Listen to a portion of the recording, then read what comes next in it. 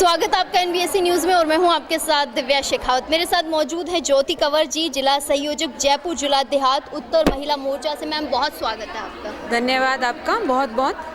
ज्योति ma'am, पहला सवाल तो ये तैयारी कैसी चल रही है? जयपुर ग्रामीण से राव राजेंद्र सिंह जी का आप सपोर्ट कर रही हैं, कैसी तैयारी है? बहुत अच्छी तैयारी है। हमारी महिला मोर्चा में बहुत ऊर्जा भरी हुई है।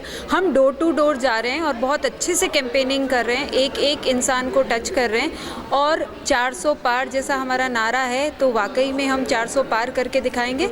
और हमारी जो जयपुर राजस्थान से जो 25 की 25 सीटें हैं, उसमें राव साहब जैसे अमूल्य रत्न को हम पिरो के मोदी जी की सरकार को ज़रूर केंद्र में लेके आएंगे। जनता के पास जा रहे, जनता किन मुद्दों को गिनवा रही है? जनता के लिए मोदी जी ने बहुत सारे काम किए हैं। ऐसा कोई काम नहीं है जो उन्होंने छोड़ा है। सड़क, जल, शौचालय, सुकन्या और महिलाओं को तो कितना प्रोत्साहन उन्होंने दिया है। तो मुद्दे गिनवाने की बहुत कम आवश्यकता पड़ रही है उन लोगों को। और मोदी मह लहर है चारों तरफ, तो हमें लगता नहीं है कि हमें कोई मुद्दों की ज़रूरत है। हमारे जो मोदी जी हैं, वो अपना काम बहुत अच्छी तरीके से कर रहे हैं, बखूबी कर रहे हैं। मैदान में दो खिलाड़ी हैं, राव राजेंद्र सिंह जी और सामने हैं अनिल चोपड़ा। इस समीकरण को कैसे देखती हैं? समीकरण तो है, थोड़ा टफ है, लेकिन फिर भी हम उसको चुनौती मान के चल रहे हैं और बहुत अच्छे से वर्क कर रहे हैं। मोदी सरकार ने बहुत सारे काम किए हैं, तो इसको हम पॉजिटिव लेके और उसकी तरफ बढ़ रहे हैं। कुछ लोग हैं या कहूँगी विपक्षी पार्टियां हैं, वो कह रही है मोदी जी भ्रष्टाचारी हैं, भ्रष्टाचार को बढ़ावा दे रहे हैं, इसीलिए उन्हें मोदी जी को वोट नहीं करना चाहिए। उन लोगों से पूछो, जब इतनी भ्रष्ट सरकार जब इतने सालों तक काम कर रहे थे, तो वो लोग कहाँ गए थे? तब क्यों नहीं पूछा उन अपोजिट सरकार वालों से कि जी ये भ्रष्टाचार ख़त्म किया जाए? तब कहाँ थी वो लोग? अब तो सुधार रहे हैं मोदी जी, तो इतना सारा काम कर रहे हैं, उसको सुधारा जा रहा है भ्रष्टाचारियों को।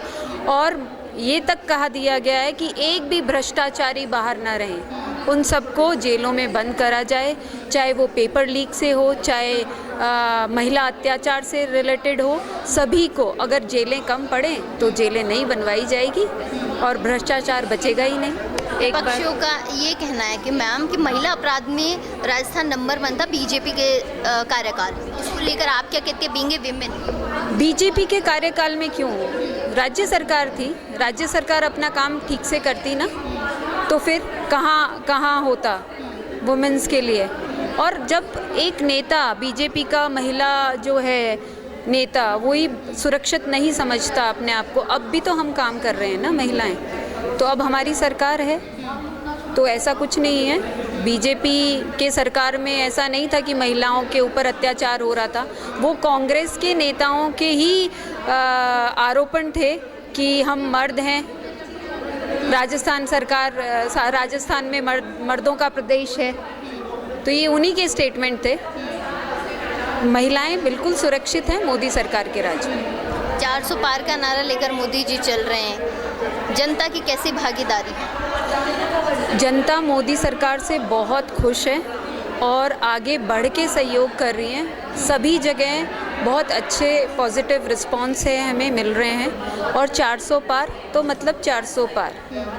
मोदी सरकार ने बहुत कुछ दिया है, 370 जैसा, और राम मंदिर बनवाया, और बहुत सारी चीज़ें हैं, सुकन्या है, उज्ज्वला है, जो महिलाएं एक इंसान के लिए मोदी सरकार ने सोचा है। जो दूसरी सरकार जब सत्ता में थी तो ये काम तो वो भी कर सकती थी, तो उन्होंने नहीं सोचा।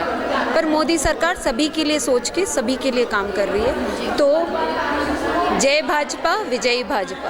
ये थी मेरे साथ ज्योति जी, जिन्होंने साफ तौर पर कह दिया है कि भ्रष्टाचार तो जो पिछली सरकार थी उसमें ही हुआ था, महिला अपराध बढ़ा था, उस समय क्यों ध्यान नहीं दिया गया।